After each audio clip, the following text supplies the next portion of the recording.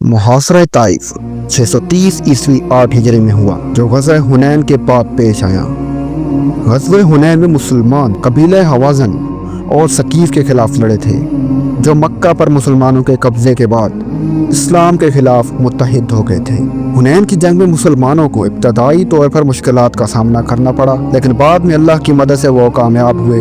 شکست کھانے کے بعد حوازن اور ثقیف کے لوگ طائف میں پناہ لینے پر مجبور ہو گئے۔ طائف اس وقت ایک مضبوط قلعہ بند شہر تھا، جس میں دشمنوں نے پناہ لے رکھی تھی۔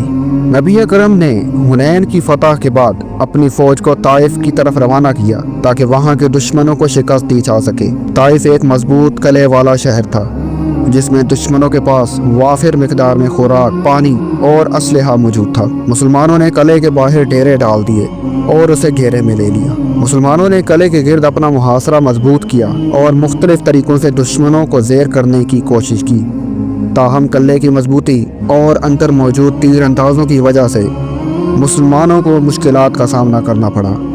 طائف کے لوگ قلعے کی دیواروں سے تیروں کی بوچھاڑ کرتے تھے، جس کی وجہ سے کئی مسلمان زخمی ہوئے۔ اسلامی تاریخ میں پہلی بار نبی کریم کے حکم پر مسلمانوں نے منجنیق استعمال کی تاکہ قلعے کی دیوار کو نقصان پہنچایا جا سکے، تاہم یہ حکمت عملی بھی زیادہ مؤثر ثابت نہ ہوئی، کیونکہ طائف کا قلعہ بہت مضبوط تھا۔ طائف کے باشندے محاصرے کے دوران قلعے کے اندر محفوظ تھے اور ان کے پاس کھانے پینے کی اشیاء بھی موجود تھی۔ اس کے برعکس مسلمانوں کو شدید گرمی اور غذائی قلت کا سامنا کرنا پڑا۔ جب مسلمانوں کو محسوس ہوا کہ قلعے کو فوری طور پر فتح کرنا مشکل ہوگا اور محاصرہ طویل ہو سکتا ہے، تو نبی کریم نے ایک اور حکمت عملی اختیار کی۔ آپ نے طائف کے لوگوں کو نرم الفاظ میں اسلام قبول کرنے کی دعوت دی اور اعلان کیا کہ اگر کوئی غلام قلعے سے باہر آ کر اسلام قبول کرے گا تو اسے آزاد کر دیا جائے گا۔ اس حکمت عملی کی وجہ سے کئی غلام مسلمانوں کے پاس آئے۔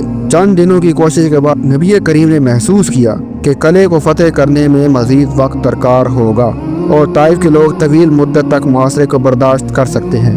چنانچہ آپ نے صحابہ کرام سے مشورہ کیا اور محاصرہ ختم کرنے کا فیصلہ کیا۔ مسلمانوں کے اس فیصلے پر کچھ صحابہ کو حیرانی ہوئی، لیکن نبی کریم نے فرمایا، اگر اللہ چاہے تو جلد ہی طائف کے لوگ خود اسلام قبول کریں گے۔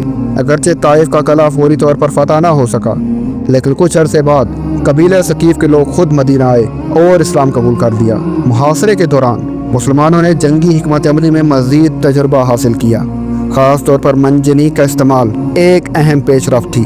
نبی کریم کی نرم مزاجی اور حکمت عملی نے بعد میں طائف کے لوگوں کے دل جیت لیے اور وہ بغیر کسی جنگ کے اسلام میں داخل ہو گئے۔